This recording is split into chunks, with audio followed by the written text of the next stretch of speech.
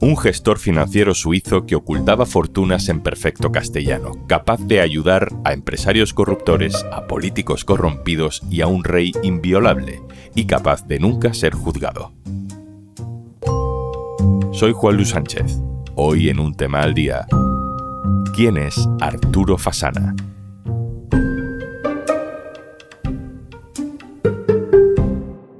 Una cosa antes de empezar. El 31 de octubre termina el plazo para solicitar la ayuda de Kit Digital de las convocatorias aún abiertas. Te cuento todos los detalles al final de este episodio. Majestad, muy buenos días. ¿Cómo se encuentra, por favor? Pues mucho mejor. Es un momento mítico de nuestra historia, pero aquel día en el que Juan Carlos I nos pidió perdón, el 18 de abril de 2012, no sabíamos ni la mitad de lo que había hecho. Lo siento mucho. Me he equivocado y no volverá a ocurrir. Y gracias por vuestro... El rey pedía perdón por la frivolidad de haberse ido a cazar a Botswana con una tal Corina en el peor momento de la crisis política, social, económica en España, pero él sabía que no era lo peor que había hecho. Quizá por eso, cuando vio tambalearse su eterna impunidad mediática, semanas después ordenó cerrar cierta cuenta bancaria. Una cuenta bancaria en Suiza, donde ocultaba decenas de millones de euros de procedencia sospechosa, para no tener que declararlos a la hacienda de su propio reino. Aquel día que quiso calmarnos con un perdón, nosotros pensábamos en elefantes. Juan Carlos I estaba pensando en el dinero. Cambiemos de fecha y de lugar. Damos comienzo a la vista correspondiente al procedimiento abreviado número 6. Madrid, 20 de octubre de este año 2025. Esta semana ha empezado en la Audiencia Nacional el último juicio de la trama Gürtel. Lo que se juzga es el entramado creado por Francisco Correa para ocultarle a Hacienda las comisiones que se cobraban a empresas a cambio de adjudicaciones de gobiernos del Partido Popular. Bueno, ya me dijo que podría conseguirme la residencia en Panamá con efecto retroactivo para evitar el pago fiscal aquí. Yo estaba buscando la residencia para evitar tributar en España. Y ella me en este juicio, que cierra una época, la era Gürtel, hay más de 20 personas acusadas. Empresarios, políticos, cargos públicos, testaferros. Pero entre esas personas no está el ingeniero, el arquitecto, el hombre en la sombra de una cuenta bancaria llamada Soleado, donde tenía su dinero buena parte de la Gürtel y donde tenía su dinero el rey Juan Carlos de Borbón. Ese ingeniero, ese hombre en la sombra de Soleado, se llama Arturo Fasana. Pedro Águeda, compañero, hola. Hola. Pedro Águeda lleva años siguiéndole la pista a este hombre tan desconocido y a la vez tan nombrado entre las bambalinas de la corrupción en España. ¿Quién es Arturo Fasana, Pedro? Arturo Fasana es un gestor de fondos, es decir, alguien que opera con el dinero de otros en Suiza y que sirvió para distraer, dicen algunos, los investigadores, el origen del dinero, en algunos casos ilícito, también de clientes españoles, y según él, pues simplemente gestionarlos y depositarlos en una actividad que considera perfectamente lícita tanto en Suiza como en España. Arturo Fasana se llama en realidad, y esto delata su origen, Arturo Gianfranco Fasana. Es hijo de italianos emigrados a Suiza y no es alguien que fuera a la universidad. Cursó un bachillerato comercial, estudió alemán en Colonia y estuvo un año en Reino Unido y otros 6 meses en Argentina. Pero en 1984 es cuando da su salto profesional, se produce el gran hito en su carrera. Con 29 años funda Ron Gestion junto a un socio que ya está fallecido y con el hijo de este es el con el que sigue gestionando esa firma a día de hoy. Vale, entonces tenemos a un gestor de capitales en Suiza que tiene una empresa especialista en este tipo de estructuras opacas pero legales permitidas en varios países, y dentro de todo ese abanico de servicios que ofrece a clientes millonarios hay una cuenta bancaria del banco Credit Suisse que gestiona y que se llama Soleado. ¿Esto qué es? Soleado es una cuenta con 7 subcuentas y una carpeta. Una carpeta que recoge los nombres, las identidades de los clientes españoles que le han entregado sus fondos a Arturo Fasana porque quieren ponerlos lógicamente a salvo del fisco español y quizá incluso de las autoridades judiciales españolas. Soleado se llama así en honor a los clientes de ese país tan soleado como es España. Y esa carpeta es algo que llegaron a poder consultar, dice una leyenda del caso Gürtel, los policías que investigaban la causa. Otra no tan leyenda es la que recibió el juez Ruth, repleta de tachones, donde solo aparecían los clientes relacionados con Gürtel y aparecían ocultos otras identidades de españoles. Arturo Fasana siempre culpó de aquello al fiscal suizo que hizo de correa de transmisión con la justicia española y que habría alegado que, como no estaba en relación con la investigación judicial que se llevaba en España por la trama de corrupción en torno al PP, pues esos nombres debían de ser tachados. ¿Y cuáles son esos nombres? ¿Qué sabemos de los que aparecían en esa lista y de los tachados? La investigación ofreció una cifra de 15.000 millones de euros gestionados por Ron Gestion, por la sociedad de Arturo Fasana, procedentes de clientes españoles. Pero, por supuesto, hay algunos que destacan más que otros. Estaba Francisco Correa, estuvo Ramón Blanco Balín, uno de los arquitectos de la trama de blanqueo del caso Gürtel, que es quien lleva a Correa hasta Fasana, y alguien más, el rey emérito Juan Carlos I. Incluso la investigación en Suiza sobre los fondos que llevó a ese país desde Arabia Juan Carlos I hablan de una reunión poco después de que estallara el caso Gürtel, no había pasado ni un año, entre Juan Carlos I, que tenía mucha confianza con Arturo Fasana, una comida en la que aparece el rey emérito con casi 2 millones de euros en un maletín, un regalo que dice que le han hecho en Bahrein y que quiere pues poner a buen recaudo, lejos de la fiscalización de la Hacienda española y, quién sabe, en el futuro, como luego pasó, de la justicia.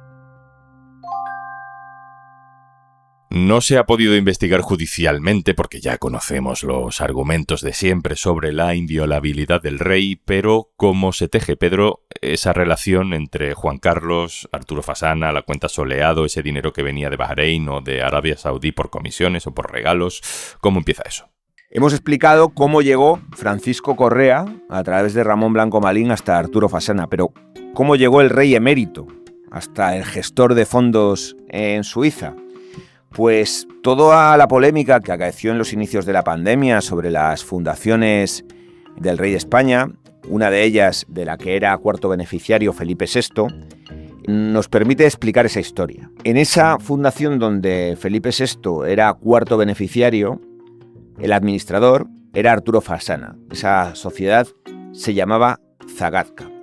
Por otra parte, los papeles de Panamá, que recordaréis, sobre el bufete Mossack Fonseca, que un poco desde el Caribe operaba de una forma similar, aunque con otras dimensiones a lo que hace Arturo Fasana, pues reveló la vinculación entre Fasana y uno de los mejores amigos del rey, Alberto Cortina. A través de uno de los grandes popes de la economía española, de los yuppies de los 90, Alberto Cortina, llegamos a esa interpretación tan cuestionable de la gestión de las inmensas fortunas que se han hecho en España, con un amigo del rey recurriendo a un gestor de fondos que lo que hace es ocultar de dónde viene el dinero, con el rey de España comiendo y entregándole un maletín de 2 millones de euros y con el principal cabecilla de una trama de corrupción en torno al PP, Francisco Correa, diciendo: a mí me garantizaron que si ponía el dinero en manos de Fasana estaba blindado, porque había una persona en esa cuenta, en Soleado, que blindaba al resto. Si no tocaban a Juan Carlos I, no tocarían al resto de nombres que aparecen en la cuenta Soleado. Esto es una cosa que yo no he entendido nunca, Pedro. Puedo entender por qué los cabecillas de la Gürtel y la gente de medio pelo de la Gürtel querían estar en una cuenta donde les decían que estaba el rey, ¿no? Porque así se sentían de alguna manera, pues eso, intocables, inviolables. Pero, ¿y al revés? ¿Qué interés puede tener el rey en trabajar con alguien tan expuesto a tantos posibles casos de corrupción en España? Porque, efectivamente, indagando sobre Correa, acabamos llegando al rey. Y entiendo que la clave es el propio Fasana, que es la persona con la que todo el mundo quería trabajar. La persona con la que todo el mundo quería trabajar. ¿Y dónde ocurre esto? Suiza en los últimos tiempos ha incrementado su colaboración con otros países respecto a las investigaciones que persiguen el hilo del dinero, que es como se atrapa a los mayores delincuentes. Bueno, pues Fasana, Ron Gestion, tenía una cuenta en Credit Suisse de Ginebra.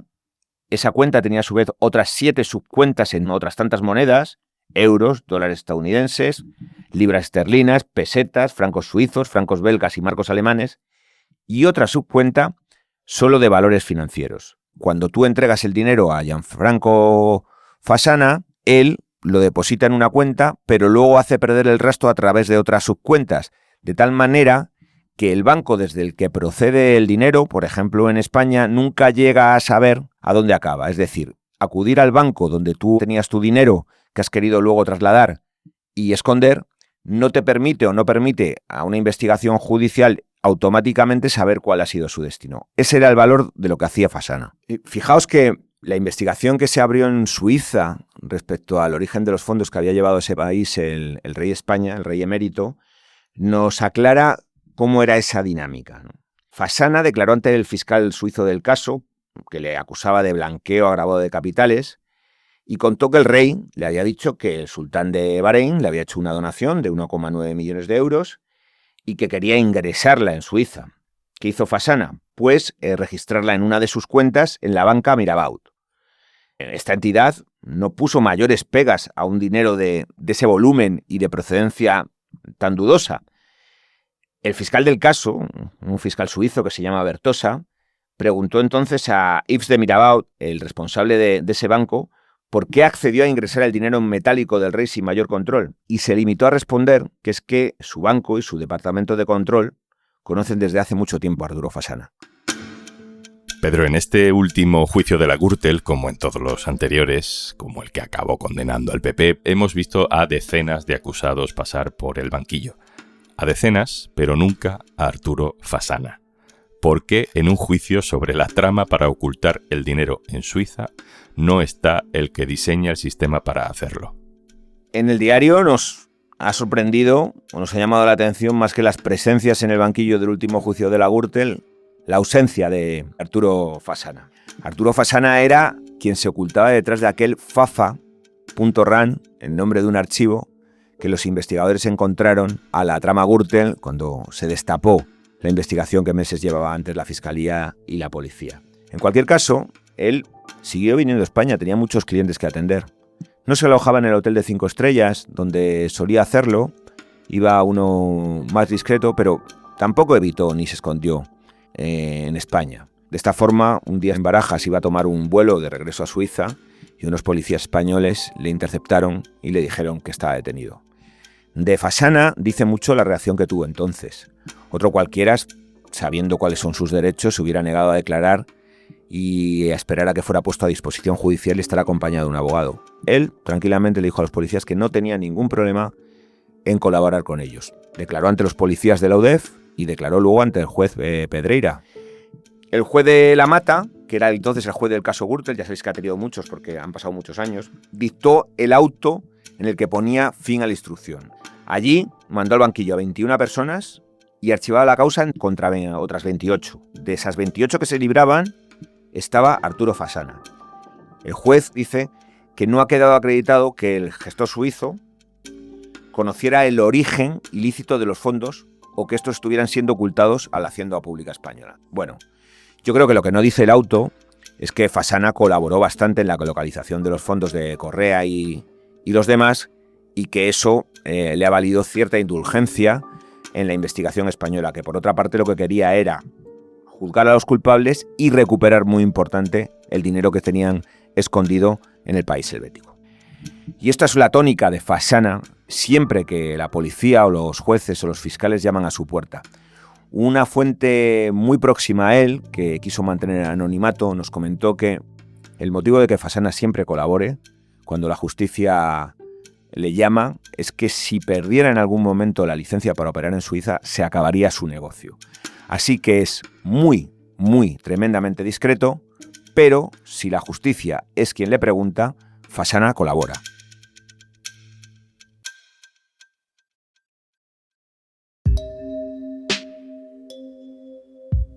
La última, Pedro. En este triángulo de Fasana, la fortuna del rey, el caso Gürtel, ¿crees que falta algo por saber? Después de 10, 15 años hablando de escándalos en paralelo, ¿no? Lo de la Gürtel y lo del rey. ¿Tu curiosidad periodística en este triángulo hacia dónde apunta? Yo, Juan, lo vivo en una permanente frustración. Creo que a veces en el periodismo seguimos una zanahoria que nos esconde de verdad dónde está el verdadero botín. Y eso nos lo confirma el hecho de que por cuestiones casi colaterales, anecdóticas, nos podamos asomar a veces por una rendija donde de verdad se ve lo que se está fraguando y dónde están las verdaderas cantidades defraudadas al fisco, el verdadero delito. Pasó con Fasana, cómo a través de una investigación de corrupción llegamos al gestor de fondos en Suiza que tiene una cuenta soleado por la que han pasado españoles que han depositado 15.000 millones de euros.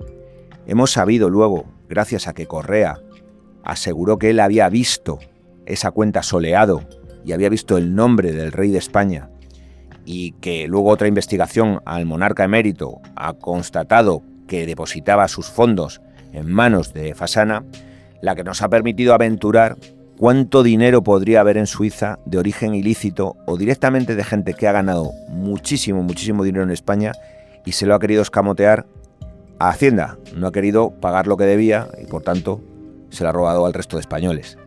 Pero creo que solo otro golpe de suerte, solo otra investigación colateral nos podrá hacer, quizá con suerte, mirar otra vez por esa rendija.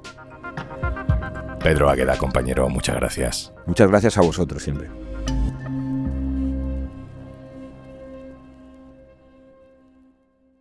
Y antes de marcharnos...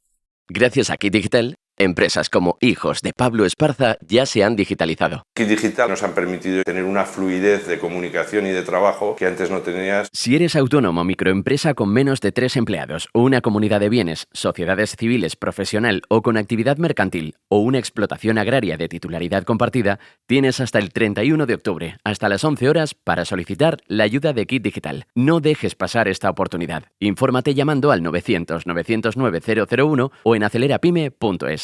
Kit Digital es una iniciativa del Gobierno gestionada por Red.es. Colabora Cámara de España, financiado por la Unión Europea. Next Generation, Plan de Recuperación, Gobierno de España.